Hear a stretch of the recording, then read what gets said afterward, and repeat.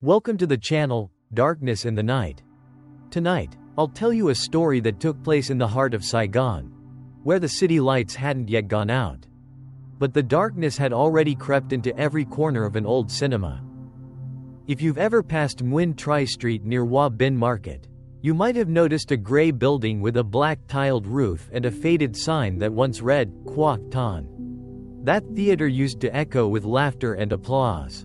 But now it's filled only with the hum of the wind and the musty scent of decay, like the ashes of the dead. Hoi was the last projectionist there.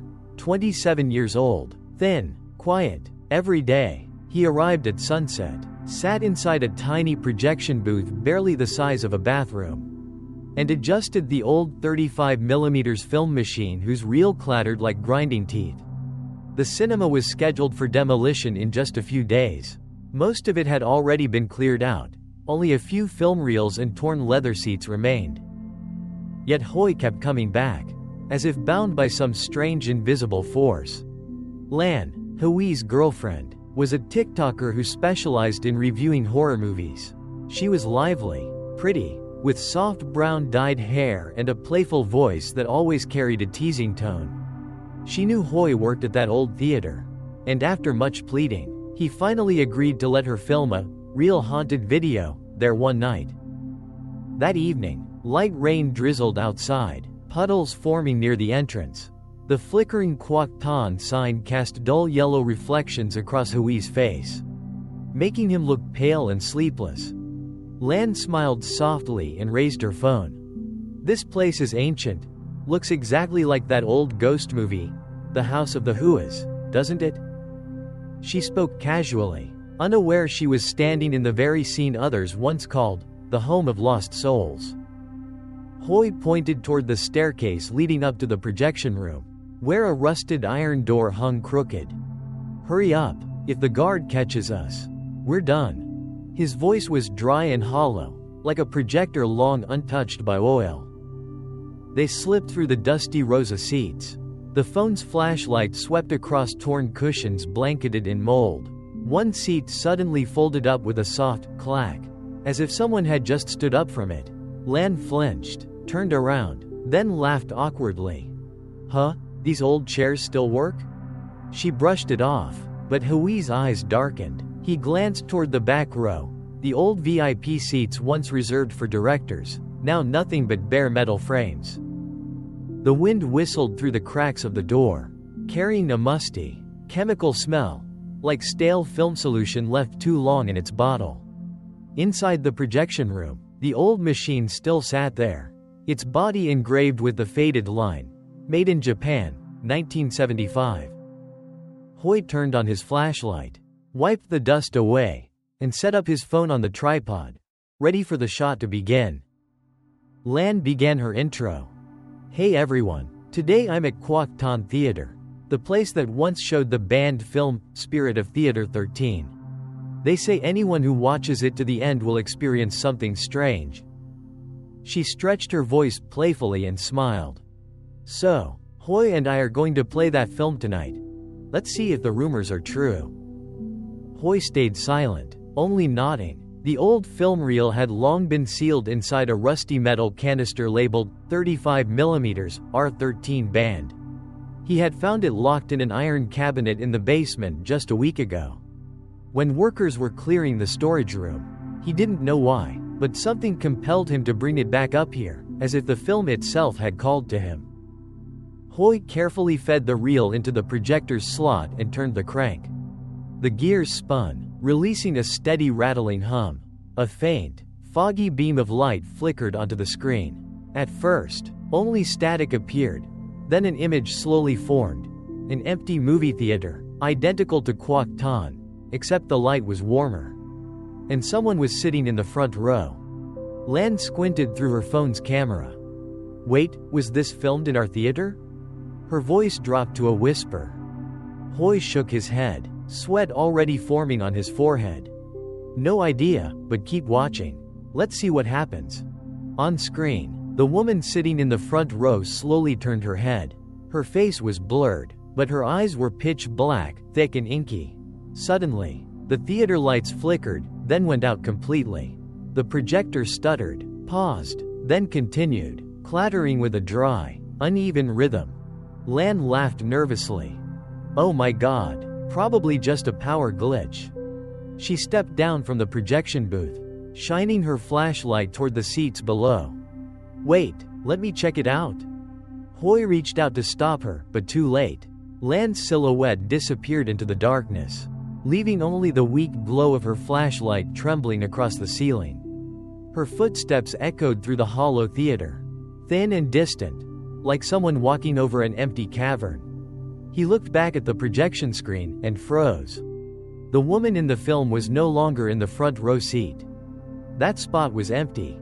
Lan's voice called out faintly from below, barely audible. "Hoi, this seat, someone sitting here." Then silence. Her voice cut off, swallowed by the dark. Only the projector's dry humming remained, followed by bursts of static, like distorted whispers pressed against his ear. Hoi bolted down the steps, heart pounding. The flashlight beam sliced across the rows, but Lan was gone. Only her phone lay on the floor, still recording, its trembling screen showing warped, unclear footage, a shadow darting past too fast to recognize. He knelt, hands shaking, and picked up the phone. From the distorted speaker came a hoarse female voice. "Don't stop the film?" Hoi jerked back, throwing the phone to the ground. He stumbled into a row of seats, one snapped upright with a sharp clack. Somewhere in the theater, the old speakers crackled to life, playing an ancient tape with a woman's soft laugh echoing through the empty hall. "The movie isn't over, don't leave your seat." The projector light flickered again, and now the screen showed the very same room Hoi was standing in. Every detail was identical, the torn seats, his flashlight, and him, staring at the screen. His heart stopped cold. Everything around him was the same, except one thing, in the film. Behind his back, a dark figure was slowly walking toward him. The burnt smell of old celluloid filled the air, mixing with the damp, metallic scent of blood. Hoi spun around, no one there. But when he turned back to the screen, the figure was right behind his image, its face distorted and melting, stretched like film catching fire. The projector screeched, then died. The entire theater sank into silence. Hoi stood frozen, sweat soaking through his shirt. He whispered, trembling, "Lan." No answer, only the faint mechanical hum of the projector starting up again, as if someone had turned it on from a distance.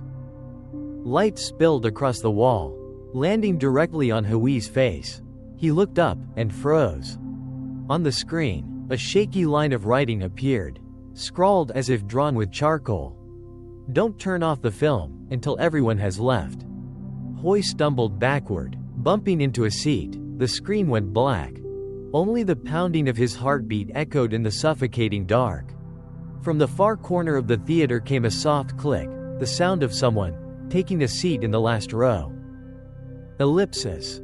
Outside, rain pattered steadily, tapping against the rusted tin roof. But inside, in that thick, airless darkness, someone was breathing. Slowly. Near. Very near. Hoi swallowed hard, trembling as he turned toward the sound. In the dying beam of his flashlight, he saw it, a pale, ashen hand, dry like burnt paper, resting on the back of a chair, tapping softly, rhythmically, as if counting down time. From the old theater speakers, a fragile voice crackled through again, faint, but clear as glass. "There's still one person who hasn't left the theater." After the voice faded, Hoi stood still for a long time, his heart still pounding wildly. The theater was drowned in heavy darkness. His flashlight flickered weakly a few times, then died completely. The air was thick and damp, the kind of stale humidity that felt like human breath trapped for years. Hoi tried to feel his way toward the exit, but his legs kept bumping into the cold metal seats. His hand brushed along the wall, wet moss sticking to his skin. With each cautious step, he heard a faint clicking sound, like film slipping through a projector gear, though he knew for sure the machine had stopped running. After a few steps, he froze. A low murmur drifted through the air. like someone whispering behind a heavy door. He held his breath. The voices grew clearer, not one, but many. Men, women, children, all overlapping. Their tones were warped, stretched, like a film being rewound. The film isn't over? Stay seated? Don't turn it off. Hoy clutched his ears, stumbling backward, straight into something soft. He spun around and lifted his phone for light, only 3% battery left. The dim glow fell on the last row of seats. A jacket was draped there, Lan's jacket. He rushed toward it, grabbing the fabric with trembling hands. Lan, are you here? No response, only the whisper of wind passing through, carrying a faint metallic scent, like old blood. Hui's hands shook as he stuffed the jacket into his backpack. Then he unlocked the phone and opened the video Lan had filmed earlier. The screen flared white for a moment before the recording began, heavy with static. The first few seconds were normal, Lan smiling, waving to the camera, Hui's quiet voice behind her. Everything seemed fine until the reel started playing. The moment the woman in the film turned her face toward the camera, the video glitched violently, then went black, but a few seconds later, the image came back, and what Hoy saw made his stomach twist. It was himself on screen, sitting inside the projection booth, the flickering light casting across his face. But behind him, frozen in place, was Lan. Her head hung low, hair falling forward, completely still like a statue. Hui's heart lurched. He remembered clearly, Lan had gone downstairs. She couldn't have been standing behind him. He shuddered and replayed the footage. The image stayed the same. He zoomed in, staring at the blurred outline of her face. Despite the static, her eyes were open, wide and black, staring straight into the camera lens. The phone vibrated softly, then went dark, dead battery. He cursed under his breath and shoved it into his pocket. No more light, only the rain outside, and beneath it, a faint sound, soft and sticky, like bare feet moving across damp tiles. A sudden whir came from the projection room. Hoy turned sharply. The projector light had turned itself on. The reel spun by itself, casting a dull gray beam, though he hadn't touched a thing. The screen flickered, but this time, it wasn't showing the old film anymore. It was showing the theater. His theater. And in the center of the frame was him, standing right where he was now. Hoy froze. He stared at the screen and saw his own reflection inside the movie. The version of him in the film slowly lifted its head. But Hoy, standing outside the screen, didn't move. The Hoy on screen gave a crooked, chilling smile, then turned and walked toward the projection booth. No, that's impossible," he muttered, voice shaking. His legs felt rooted to the floor, yet the pale light from the screen seemed to pull him closer. Step by step, he reached out and pressed his hand against the projection. It was freezing. His skin stuck to it, damp with sweat and film dust. Then, from the theater speakers, came the static again, followed by a soft female whisper, drawn out, almost pleading. "Watch it, till the very end." The voice was distorted, bubbling like it came from underwater. But Hoy knew it instantly. It was Lan's. He staggered backward, his heart pounding violently. The projection room lit up again.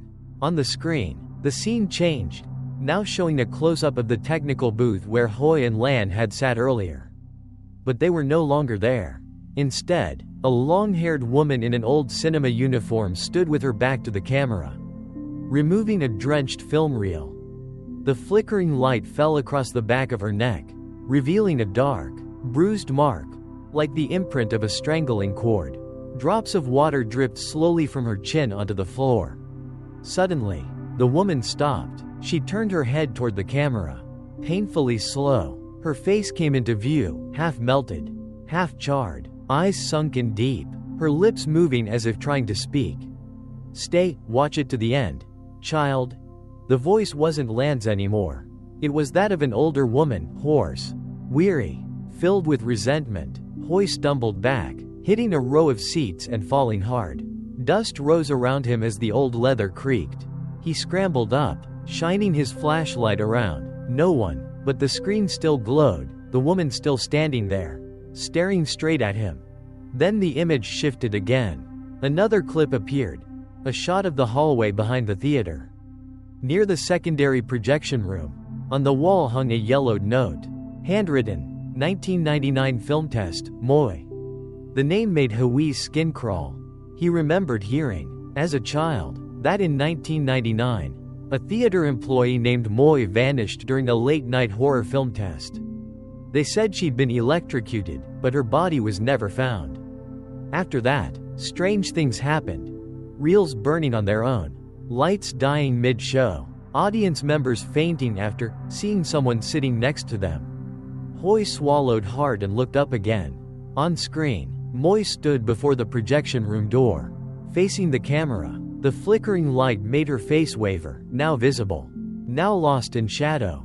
But then, behind her, another figure appeared, smaller, familiar. It was Lan. She stood motionless, hair covering her face, arms limp by her sides, her body tilted awkwardly. Like a broken doll, the frame shook violently before freezing at the exact moment Lan slowly lifted her head. Her eyes were empty, staring straight out of the screen. Lan? Hui gasped, voice trembling. Suddenly, the screen went black, the theater sank into silence. Then, from somewhere in that suffocating darkness, came a soft, drawn-out laugh. Ha, ha, keep watching, there's still one last scene. Hui jumped up, hurling his flashlight forward. The beam swept across the ceiling, reflecting off the glass window of the projection booth. For a split second, he saw his reflection, but something was wrong. The reflection was smiling, while his real face was frozen. The projection room door creaked open by itself. A sharp metallic screech. Inside, the acrid smell of burnt film filled the air. Smoke curled thickly around the old 35mm projector, still turning slowly, its light glowing a deep, blood-red hue.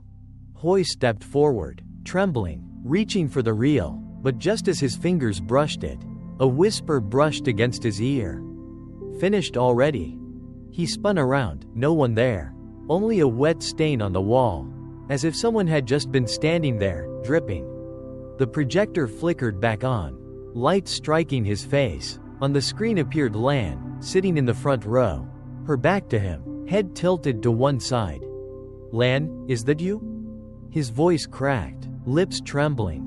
No reply. She didn't move, but as he stepped closer, the screen wavered, and slowly, Lan turned around. Half her face was swallowed by shadow, the other half pale and lifeless. Her eyes hollow. She smiled, but it wasn't Lan's smile. It was Moi's. Stay and watch with me, darling? The voice echoed from the theater speakers, blending with the hiss of burning film. Smoke thickened, carrying the bitter stench of melting plastic. Hui stumbled back, eyes watering. The screen still glowed, Lan's image smiling as she raised one pale hand, pointing directly at him. A freezing gust swept through the room. On the floor, the old reel began unspooling by itself, the black film strip slithering like a serpent, winding around Hui's legs. He struggled, pulling hard, but it tightened, cold and unyielding. He gasped, looking up. On the screen, Lan was stepping forward, one foot crossing the frame. Her reflection broke free from the movie, each step leaving wet footprints that crept toward him. Hui's mouth fell open, no sound came out. Lan's figure stopped before him, bending close, her smile faint and deathly pale.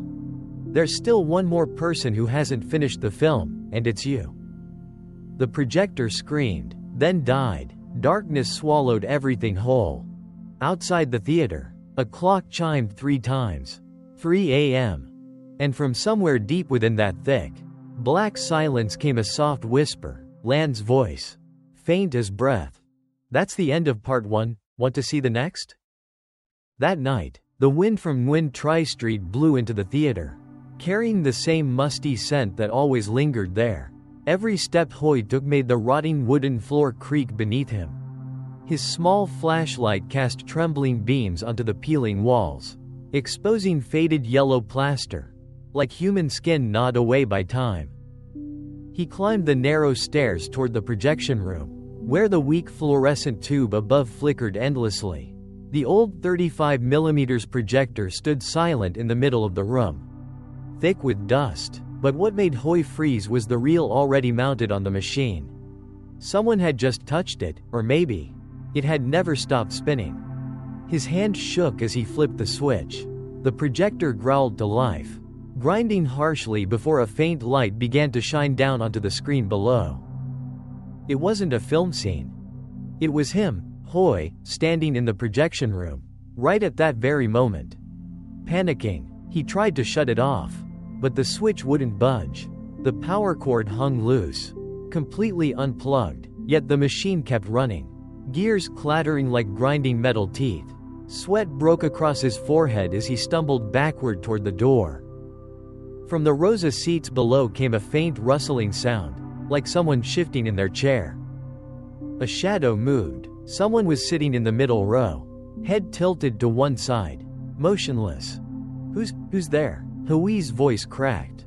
No reply, only the projector slowed, then jerked once. The light on the screen brightened, revealing the figure's face. Faint and blurred, but unmistakable. It was Lan. She sat completely still, eyes open wide, lips moving as if to speak. Hoy sprinted down the aisle toward her, but as he reached the seat, the image dissolved like smoke. The chair was empty, only her phone lay there. Screen still recording, its timer counting backward, from 2:13 to 2:12 to 11. Then, from the ceiling speakers, a soft whisper crept out, so close it felt like someone was breathing against his ear. "Don't rewind." Hoy flinched, spinning around, no one there. But on the screen, his own shadow suddenly stretched and split in two. Another silhouette stood beside him, thin, hair draping over its face, dressed in the old cinema uniform of a projectionist. It didn't move, it simply tilted its head toward him, and slowly, a smile bloomed in the darkness. The projector stopped, silence fell heavy as stone. Outside, a distant car horn from Wind Tri broke the spell for a heartbeat. Hoy bolted, dropping the camera, running toward the exit. But when he reached the door, it was locked. Behind him, on the floor, his fallen flashlight flickered weakly. Then the screen flared to life once more. Now it showed Lan, running. She turned her head, shouting something, but the sound was smothered by that familiar mechanical clatter. And then, everything went dark. Only a single sentence appeared on the black screen. "Rewind to watch from the beginning." A gust swept through the hallway, and the projector whirred back on by itself, that steady, rhythmic click click click, like a ticking clock counting down. Hoy turned around, pale as death, and saw the screen had changed. It wasn't showing him anymore. It showed someone else, a figure stepping into the theater through the main door. And in Hoi's mind, one question echoed louder than all the noise. If I'm inside the film, then who's filming this? The final sound was the heavy door closing shut. A small metallic click. And outside, Saigon kept buzzing, cars, lights, life, as if nothing had ever happened. The story isn't over yet. Because that reel, no one really knows who touched it last. After the night Hoy disappeared, people found the cinema locked from the inside. The only things left were the smell of burnt film and a half-charred reel lying in the middle of the projection room. The police concluded it was a simple electrical short, no casualties. But no one knew that. On that very same day, a strange video appeared on TikTok, shot from a tilted phone camera, with the sound of heavy breathing and the clatter of a film projector in the background. The caption read simply, "Lan, stop running." The clip was only 10 seconds long, but soon after it went viral. The account that uploaded it vanished without a trace. A week later, Quoc Ton Theater was officially sealed off. Then new people arrived, a demolition crew. Among them was a young woman named VY, a film student intern assigned to record the dismantling process for documentation. On her first day, VY showed up early. It was a hot October morning in Saigon, yet inside the cinema, The air was strangely cold, a faint chill seeping through the corridors. As soon as she pushed the heavy door open, she heard the wind whistling through the ceiling vents, mingled with the soft rustle of the old curtains. "Hey, is the power still on in here?" Vi called out, her voice echoing in the empty hall. An older worker near the door answered, his voice rough. "Power's cut already. Just be careful while filming. This place gets real cold at night. I can't stay in there for long." Vi gave a small nervous laugh, setting her camera on the tripod and slowly panning across the hall. Rows of old leather seats, torn and blanketed in dust, stretched out before her. Sunlight filtered in through the cracks in the doors, slicing the darkness into pale streaks. The lens caught the center of the big screen when suddenly a flash of light burst across it. Vi frowned. She hadn't turned on the flash. She stepped back, checking her camera's monitor. In the frame, at row 13, something had just moved. She turned to look, nothing. Just empty seats. Then, a small piece of paper fluttered to the floor. Vi bent down and picked it up. The page was yellowed with age. The ink faded but still legible. Written in an old ballpoint pen. "If the reel is still turning, don't look directly at the screen." She frowned, muttering under her breath. The note was ancient, probably left behind years ago. But as she stood up, a sharp click echoed from the projection room above. That familiar sound, the film projector starting up. V's eyes widened. From behind the cloudy glass window of the booth, a faint light flickered. Someone was definitely projecting something. "Hello? Is someone in there?" Her voice trembled, camera still in hand. No answer, just the steady rhythm of the film reel turning. She climbed the narrow staircase, each wooden step creaking underfoot. The air around her colder with every step. Reaching the projection room door, she stopped. It was slightly ajar. Pale light spilled through the gap, painting sickly streaks across the stained wall. She pushed the door open slowly. No one inside, but the projector was running, casting its beam onto the main screen below. Vi leaned toward the small viewing window, peering down into the theater. What she saw made her blood freeze. On the screen below was an image of herself, standing right here, camera in hand, staring down. What the hell?" she whispered, backing away, her hands trembling. The projector kept rolling, its sound rhythmic, almost like breathing. Then, in the projection on the screen, right behind V's reflected figure, another shadow appeared. Long hair covered its face. A hand slowly reached out, resting gently on V's shoulder. Vi screamed and spun around. No one there.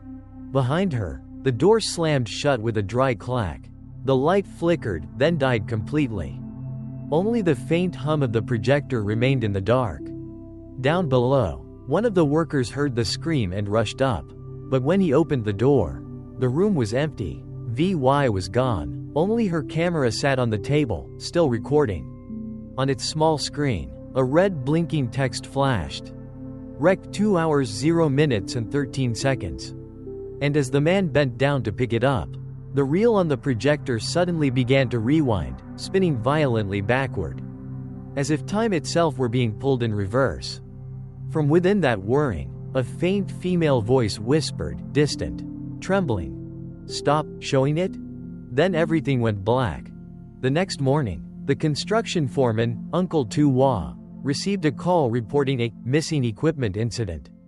V's camera was still there, but the memory card was completely empty. No files, no footage. Tu was a meticulous man. He assumed it was a technical glitch.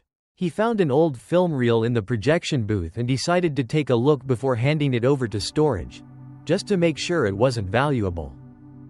But when he opened the film canister, a wave of cold air escaped, carrying a sharp, acrid smell, like burned paper. "Huh, why's this reel still warm?" he muttered, running his wrinkled hand over the film. The tightly wound reel shifted slightly, as if something inside it was breathing.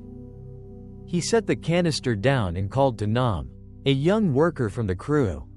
"Hey Nam, plug in that projector over there." Let's see what kind of movie this is." Nam chuckled, thinking the old man was joking. But the moment he hit the switch, a dim white light spilled across the hall. The screen lit up, but it wasn't a movie. It was them, Tu and Nam, standing in the middle of the theater, in the exact same positions they were standing right now. Nam's face went pale. "Wait, when was this filmed? Uncle? How the hell should I know?" Tu's voice cracked, his eyes locked on the screen. Then, Vi appeared. She stood at the edge of the frame, holding her camera, walking slowly toward the lens. Her face was pale, lips trembling as if trying to speak. But no sound came, only the dry static hum of the projector. Suddenly, the footage shook violently, the entire image distorted, colors bending like melting glass. Through the blur, another face flashed for an instant, long, dripping hair, milky white eyes. "Turn it off, Nam, turn it off," Tu shouted. Nam fumbled for the switch, slamming it again and again, but the projector wouldn't stop. The power cord had been unplugged long ago. Yet the light grew brighter, sharper, revealing every dust mote swirling in the air. Then, in a blink, the entire hall exploded in white light and went completely dark. Silence, thick and suffocating. Tu gasped for air and turned to look for Nam. He was gone. Only a yellow hard hat lay on the floor, right beneath seat number 13. "Nam, where are you?" His voice trembled, rough and hoarse. No response, only the faint sound of the reel rewinding, that dry, brittle RRRRRR echoing through the still air. The projector flickered back on. Now, on the screen, Tu saw himself, standing alone in the theater, calling out for Nam. The footage slowed down, dragging every breath, every second. Then, from behind his on-screen self, a pale white hand emerged, resting gently on his shoulder. Tu stumbled backward, eyes wide in horror. And at that exact moment, he felt it, a cold, clammy touch on his real shoulder. A chill shot straight down his spine. He whipped around, but behind him was only darkness. The projector light snapped off. Silence returned, as if nothing had ever happened. That afternoon, the crew called it a day early. No one mentioned what happened that morning. But later that night, when Tu returned to his rented room, he found something tucked inside the pocket of his work jacket, a short strip of film. About the length of his hand, covered in dust. He held it up under the lamp. There was a faint, blurry image of a man standing in front of a cinema screen. The man was him. Outside, the hum of Saigon traffic drifted in from Nguyen Tri Street. Inside, the old television in the corner flickered to life by itself. The screen glowed, buzzing with static, the unmistakable sound of a 35mm projector. Tu stared. On the TV appeared a dim image of himself, sitting in this very room. Head bowed, examining the strip of film. Only one thing was different. In the reflection on the screen behind him stood a woman, long hair. Old projectionist uniform, head tilted slightly, smiling at the camera. The lights went out. But the TV stayed on, glowing faintly in the dark. Outside the window, the neon sign of the Quoc Ton Cinema flickered once more against the Saigon night, as if the theater had never truly shut down. And the story didn't end there. Because that night, Tu wasn't the only one who saw the film playing again. The morning after Uncle Tu brought the film strip home, only 3 workers showed up at the site. Everyone else called in sick, or didn't answer the phone at all. Tu stood outside the locked theater, the keys trembling in his hand. He hesitated for a long time before finally sliding one into the rusty keyhole. Inside, the air was unnaturally still. The familiar damp, chemical smell of old paint hung in the cold air. Every footstep echoed down the empty rows, bouncing back faintly, like someone walking right behind them. Tu drew a deep breath and turned to the others. "Let's work fast, all right? Something about this place feels off." One of the younger workers, Wah, tried to lighten the mood. "What's there to be scared of, Uncle? If they reopened this place, tickets would sell out fast. Who needs horror movies when the building's haunted already? Right? He laughed, but it came out hollow. No one replied. When they hauled their tools up to the projection room, the door was already slightly open. The old projector still sat on the table, running. Two froze. He'd unplugged that machine yesterday, locked the room himself, yet now, it was spinning steadily, the rhythmic click-click-click like the heartbeat of someone asleep. He swallowed hard and glanced around. The beam from the lens cut through the dust-filled air, lighting up floating specks like tiny ghosts. On the screen below was a high-angle shot, showing the theater from above, with 3 people setting up equipment. It was them. Uncle? Who's filming us? Hoa's voice cracked, his face pale. Before 2 could answer, the image on the screen trembled violently. From row 13, a figure slowly lifted its head. The face was hidden, but 2 black, glassy eyes gleamed in the projector's light. Then the image began to zoom in, closer, closer, until those eyes filled the entire screen. The projector shrieked, spinning faster. The lights flickered, strobing wildly. Hua clamped his hands over his ears and shouted, "Turn it off! Turn it off!" 2 lunged for the switch and yanked hard. The light went out. The theater sank into total darkness. Only their ragged breathing broke the silence. "Get out, now!" 2's voice was low, urgent. They bolted down the stairs. But before they reached the door, the clicking sound started again. The projector had turned itself back on. On the screen now, was them, running. Each person exactly as they were. Every movement matched perfectly. Except, there was a 4th figure. A woman in a projectionist's uniform, walking behind them, head bowed, long hair covering her face. Hua screamed and collapsed. 2 grabbed him by the arm, trying to pull him toward the exit, but the doors wouldn't budge. They felt sealed shut. On the screen, time began to reverse. Hua stood up, then walked backward. The others followed, moving in reverse until they all vanished from the frame. Now, only the woman remained. She stood alone in the middle of the theater, her head slowly rising. Her eyes were white, empty. A faint female voice whispered through the speakers, trembling, "Give it back to me." The words quivered like wind through old curtains.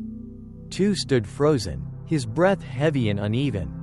He remembered 20 years ago, when he worked nearby as a laborer. People used to talk about a projectionist named Moy.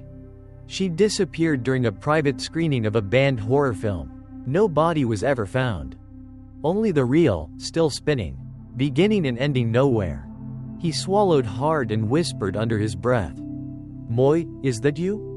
The moment the words left his lips, the screen flashed white. The image froze, showing a man bending down to pick up a burned piece of film. It was him. The projector shut off by itself. The theater door burst open. Hua stumbled to his feet, gasping, eyes wide as he stammered, She smiled at me. Uncle." He ran out into the daylight, shaking. 2 turned back toward the screen. Only 1 line of white text remained, slowly appearing across the dark surface. "The next one will continue." 2 stood still, feeling the chill wrap around him. He knew now, something inside that reel refused to stop. Outside, the Saigon sun blazed down, scorching the street. But inside the theater, the air stayed cold, like someone was breathing softly right behind him. And through the silence, the click-click-click of the projector began once more, gentle, steady, like the heartbeat of the theater itself. 2 backed away toward the exit, eyes fixed on the glowing screen, whispering to himself, "This theater, it hasn't finished its show yet." The smell of old film mixed with cigarette smoke.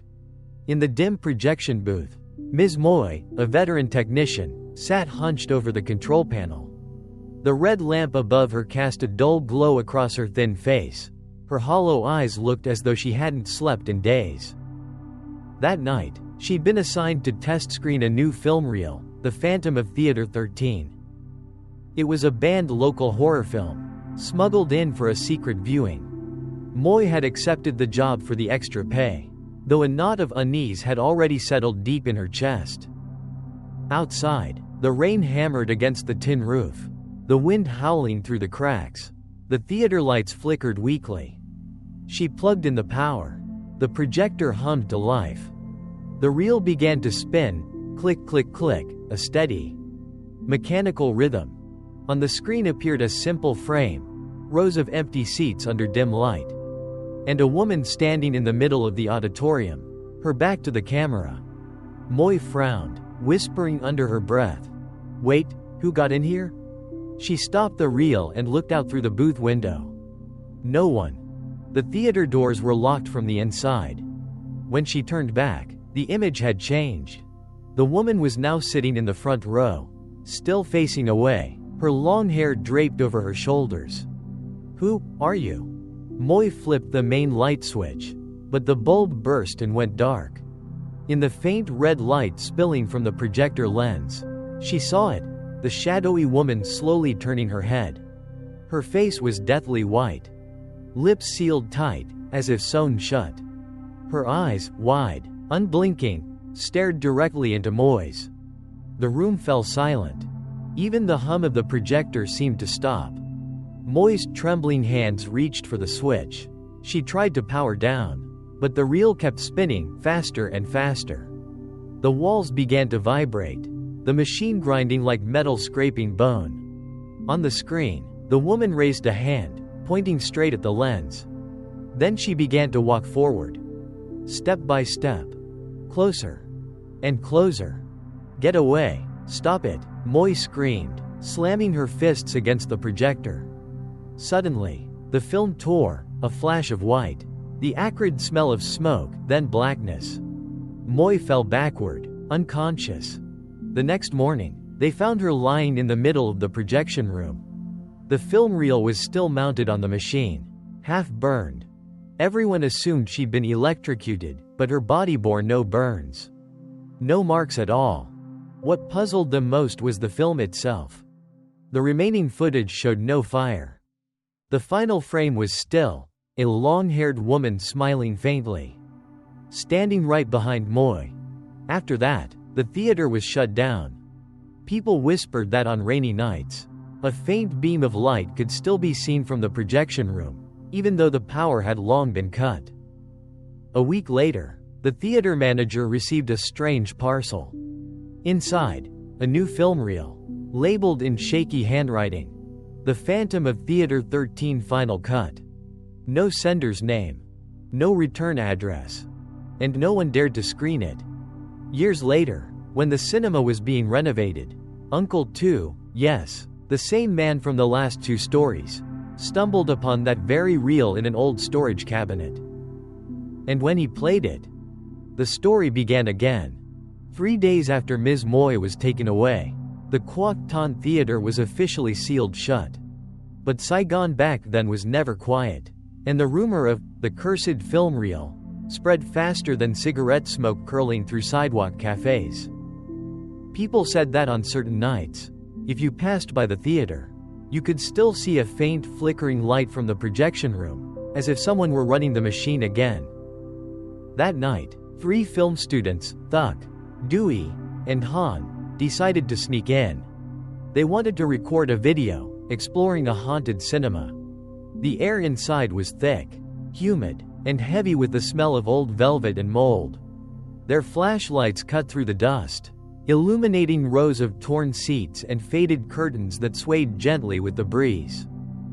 "Hey, look up there, the projector still has a reel on it," Thuc whispered, his voice shaking. Dewey smirked, trying to sound braver than he felt. "Relax, man, someone probably just forgot it. Let's film and get out." Han stood in the center of the hall, camera in hand. As she panned toward the blank screen, a faint whirring sound broke the silence, the kind of sound an old film makes when rewinding. Her flashlight trembled. The reel was spinning. No one was touching it. The projector had turned on by itself. The 3 froze. On the screen appeared themselves. The footage showed the 3 of them standing exactly where they were now, every movement perfectly mirrored. Except there was a fourth figure standing behind Han. She felt a cold breath against the back of her neck. Spinning around, she saw nothing. "Turn it off, now," Dewey shouted, voice cracking, as he yanked the power cord. The moment his fingers brushed the outlet, the projector snapped, TCH, and the light went out. Silence. Then, all the theater's overhead lights flickered on at once, blazing bright and unnatural. On the screen, the image shifted. Han was still there, but Thuck and Dewey were gone. A voice came through the theater speakers, distorted but clear. "Han, don't look anymore," she screamed. The camera dropped with a thud. The screen went black. Then came a sharp, heavy sound, thump, like a foot stomping on old wood. After that, nothing. The next morning, people found a single phone lying in the middle of the theater floor. It had been recording all night. The video lasted exactly 1 hour and 13 minutes, no movement. No figures. Just the steady sound of a projector turning in the dark. In the final second before the file ended, a pale, blurred face filled the frame. The lips moved slowly, forming one whisper. "Don't rewind." The police recovered the footage, but it disappeared from their server within 24 hours. No trace of the 3 students was ever found. Locals said that sometimes, before a storm, you could still hear faint laughter drifting from inside the theater. A week later, the Kwok Ton reopened quietly. No one mentioned the past. But that night, on the electronic billboard outside, a message suddenly appeared on its own. Special screening, The Phantom of Theater 13 to 2 a.m. The manager swore every system was shut down. Yet the words kept glowing through the night, bright, unwavering, as if someone inside was still inviting people in. And right at 2 a.m., the projector began to run again. That night, Saigon had just finished raining. Nguyen Tri Street shimmered with puddles, reflecting the pale yellow of the streetlights. The Kwok Ton Theater stood motionless in the middle of the road, like a corpse refusing to decay. Hoi came back, after more than a week without sleep. He couldn't forget the night Lan vanished from the reel, the moment her face faded. And the words, "Don't rewind," began to echo endlessly in his mind, in perfect rhythm with his own trembling heartbeat. He clutched the old key and unlocked the front gate. The metal door screeched open, then closed behind him on its own with a dull clang. Inside, the air was thick and heavy. A mix of mildew and faint burnt plastic, the scent of old, charred film. On the dusty floor, faint wet footprints led straight toward the center of the theater. He turned on his flashlight. The beam swept across the rows of torn seats, the faded velvet curtains sagging under years of dust. In a corner, the tiny shrine to the god of fortune still stood. The incense bowl was cold, yet one stick was still smoldering faintly. Then came it, click click click, from the projection room above. Hoi froze. The projector was running. There was no one up there. The screen below flickered to life, showing an image of himself, walking into the theater. Exactly as he had just done. He held his breath, stepping back. But the figure on the screen didn't move. It just stood there, staring directly at him with hollow eyes. "Lan, is that you?" His voice cracked, trembling. No response. The faint static from the speakers shifted, warped, and became a low, drawn-out laugh. On the screen, a pale hand reached out from behind his own back. He spun around. No one. But on the screen, the hand had already rested on his shoulder. Suddenly, a red light burst through the frosted glass of the projection booth above, casting long shadows over the middle rows. Someone was sitting there, slender frame, long hair, wearing an old projectionist's uniform. She didn't turn around. She just leaned forward and adjusted the projector knobs. Hoi climbed the stairs slowly. Each step creaked. Cold air coiled around his ankles. The door to the projection room was half open. A crimson light bled across his face. In the corner, the 35mm film reel spun steadily. He approached. Next to the projector, carved crudely into a wooden board with a knife, were the words, "Don't keep filming, or you'll be pulled in." He swallowed hard. Then, a faint voice through the theater speakers below, trembling but clear. "Hoi, help me. Lan." He turned to the small monitor beside the projector. On it, Lan was trapped inside the theater, pounding on the door, begging to be let out. Each time his fingers brushed the reel, her image sharpened, her desperate eyes pleading harder. Hoi grabbed his lighter. He hesitated, then flicked it open. But before the flame could reach the film, the screen below changed again. It now showed him, standing in the projection room, holding the lighter, the exact moment he was living right now. The angle was perfect, filmed from behind him. Someone was recording this. He spun around. Nothing. But on the wall beside him, the projector's light cast two shadows. The second one wasn't his. It moved, slowly, then leaned close to his ear. "It's your turn to join the film. Hoi!" he screamed, hurling the lighter at the projector. The flame burst across the room, red light flooding every corner. The burning reel crackled violently, the sound twisting into laughter. The whole theater began to shake. Seats slammed shut. Doors clanged. Through the smoke, the last thing Hoi saw was Lan's face, but her eyes were no longer hers. Empty, cold, controlled. The screen downstairs flared bright white.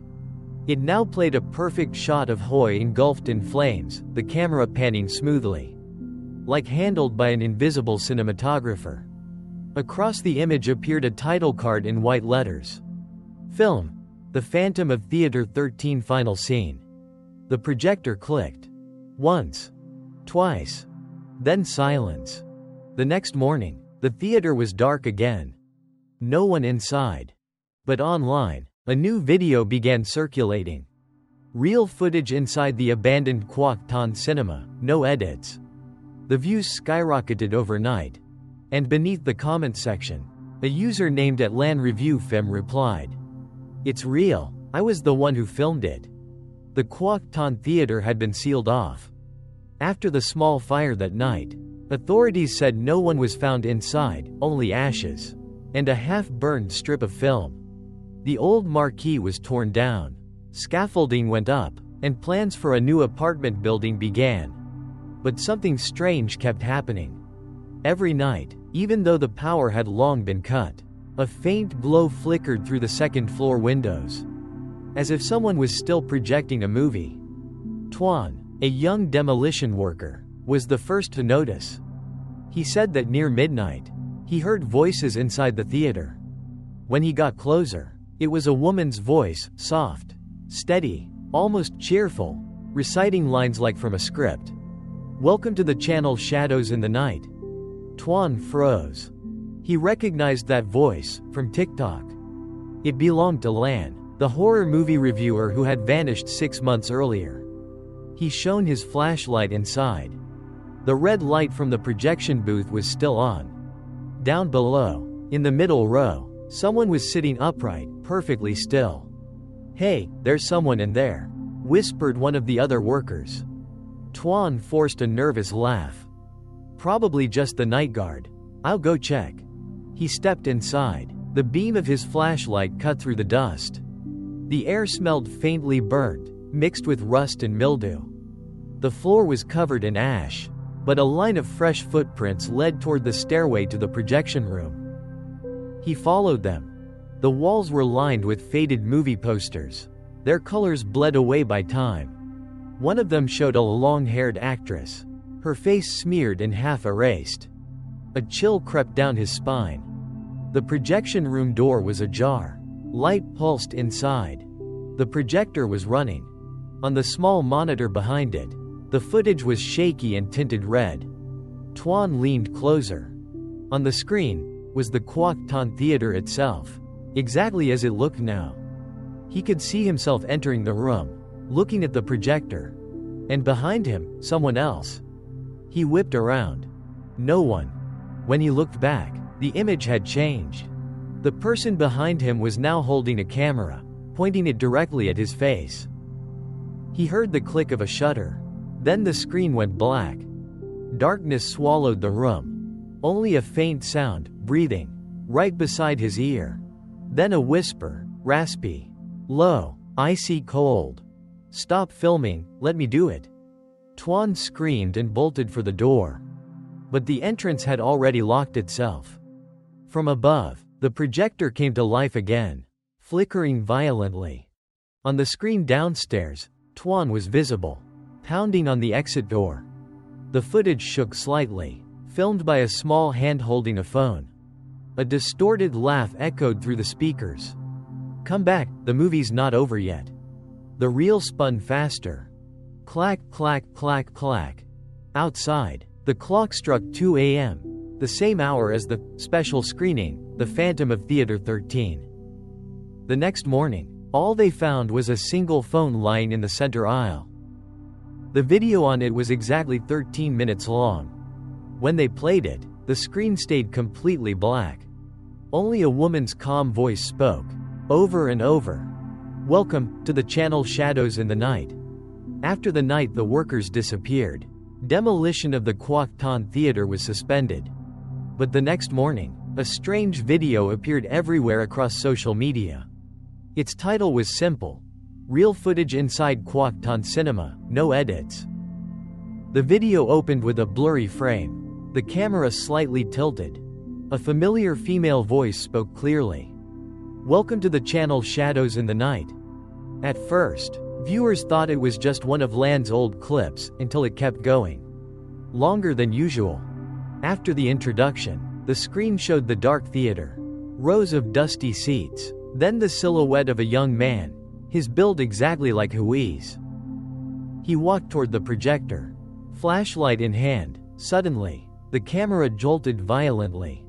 The film kept recording, but from that moment on, no one was holding it anymore. The comments exploded. "Damn, that looks too real. Wait, isn't that Lan's voice? How did someone upload this? At the end, is that someone standing behind the cameraman?" The clip went viral instantly. And something even stranger happened. Every time someone watched it to the end, a few minutes later, their own account automatically re-uploaded the same video. No one could explain why. That night, a paranormal YouTuber named Fuck decided to enter the theater live on stream, determined to prove it was fake. Nearly 10,000 people were watching. He stepped inside. The flashlight beam swept across the burned walls, the torn screen. On the projector table sat a film reel, brand new. Scrawled across the metal canister in white chalk were the words, "The Phantom of Theater 13 Viewers Cut." Viewers Cut? What the hell does that even mean? Fuck muttered, forcing a nervous laugh. A viewer's comment flashed, "Play it. Bro, let's see what happens." He turned on the projector. The light hit the screen, shaky, flickering. The footage showed Fuck himself, turning on the projector. The live stream chat exploded. "Look, there's someone behind you. Turn it off, now." Fuck spun around, no one there. The camera wobbled, tilted sideways, then went completely black. The live feed cut off. Within minutes, his entire account was deleted. But the clip he had been streaming was somehow uploaded automatically to hundreds of other channels. And from that day on, everyone who played the video heard the same whisper at the very end, soft, almost hidden, but unmistakable through headphones. "Don't rewind." Some viewers claimed that after watching, they began seeing faint red light reflections in mirrors, and hearing the sound of an old projector turning somewhere behind them. As for the Quoc Ton Theater, a month later, it was completely demolished. A modern apartment complex rose in its place, bright and new. But residents of the basement floor swore that every night around 2 a.m., the walls trembled slightly, as if something was turning on the other side. Some even heard a faint voice say, "Welcome to the channel Shadows in the Night." Then, one evening, a new account appeared online, posting that same cursed video again, but this time, the footage was clearer, warmer in tone, and included Vietnamese subtitles. At the very end, as the blurry images of Hoi and Lan faded into darkness, a line of text appeared. "Thank you for watching. See you at the next screening." And below it, the username. At Lan Review Film, active 2 minutes ago. People said that right after the new apartment complex was finished, the building's security camera system started to glitch. The footage from the basement, though timestamped 2024, would sometimes flicker and jump back to 1999. And in a few frames, you could see the shadow of a woman, long hair, old dress, walking through the dim corridor, clutching a film reel in her arms. One night, Min, the night guard, was on shift alone. He said that while making his rounds in the basement, the motion lights flicked on one by one, and he heard a faint clack, clack, clack, like an old machine starting up. Thinking someone was fixing the wiring, he followed the sound with his flashlight. The deeper he went, the damper the air became, heavy with the smell of mold. In a far corner, he found an old wooden door that wasn't on the building's blueprint.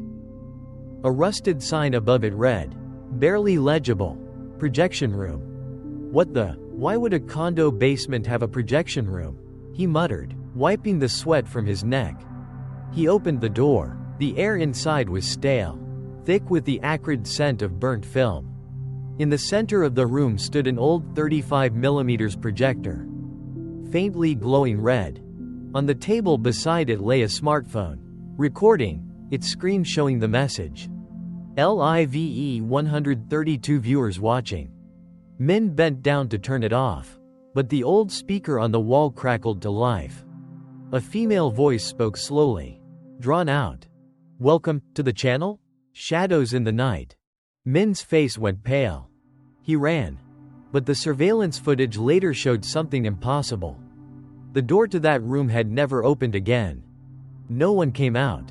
Inside, the projector suddenly flared, casting a beam of light against the far wall, revealing the silhouettes of a man and a woman sitting side by side, smiling faintly toward the lens.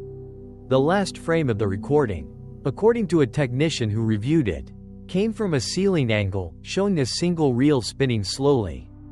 The flicker of light glinting across it, accompanied by the rhythmic sound. Clack, clack, clack. Then, darkness. 3 days later, a new video appeared online.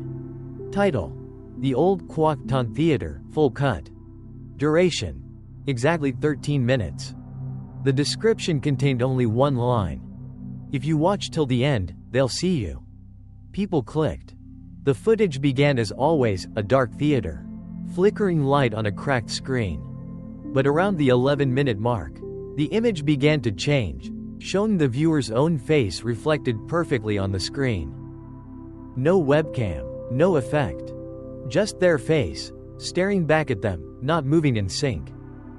After watching, many accounts vanished. Some were deleted, others auto-posted a final status. "See you at the next screening." Most dismissed it as an internet myth. But some claimed that if you watched the clip alone, with headphones on, you could hear a soft whisper, right beside your ear. "Stay and watch the rest with us." And then, the phone screen would slowly dim, while the sound of the projector kept turning. Ellipsis. You're listening to Shadows in the Night.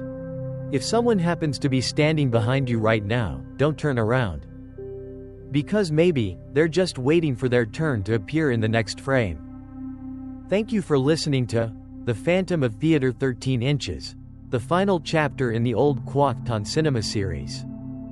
Maybe when you turn this video off, you'll think it was all just fiction.